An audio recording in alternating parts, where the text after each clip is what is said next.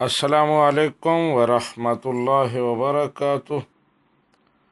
محمد سلمان صاحب عقیقہ کے بارے میں پوچھتے ہیں کہ بچی کے لیے کتنے جانور اور بچے کے لیے کتنے جانور ہونے چاہیے؟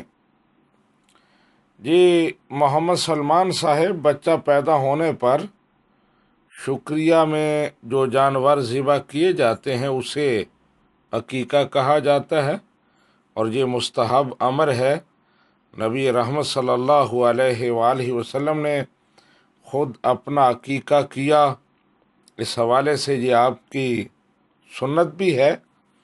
لڑکے کے لیے 2 بکرے اور لڑکی کے لیے 1 بکری، یعنی بہتر یہ ہے کہ لڑکے کے لیے بکرے ہوں اور لڑکی کے لیے بکری، وہ جنس کی مناسبت سے۔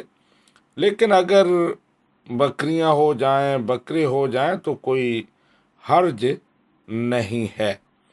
اور اسی طرح بڑا جانور جو ہے وہ بھی ذبح کیا جا سکتا ہے، اور اس میں قربانی کی طرح حصے بنائے جا سکتے ہیں، 7 حصے رکھے جا سکتے ہیں، اور 7 حصوں میں اس طرح ہو سکتا ہے کہ 3 لڑکوں کے اور 1 لڑکی کا ہو جائے، یا 2 لڑکے اور 3 لڑکیوں کا عقیقہ ہو جائے ایک بڑے جانور میں، تو اس طرح بھی ہو سکتا ہے۔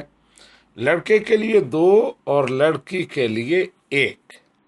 لیکن اگر کسی کے پاس حیثیت نہیں ہے، وہ صرف ایک ہی جانور لڑکے کی طرف سے بھی کر سکتا ہے، ایک ہی حصہ کی اس کے پاس استطاعت ہے، تو کوئی مجبوری نہیں ہے کہ ضرور وہ 2 کرے، وہ 1 بھی کر سکتا ہے۔ اللہ تعالیٰ قبول فرمائے گا، اور اس میں کوئی حرج نہیں ہے۔ ھذا ما عندی واللہ ورسولہ اعلم بالصواب۔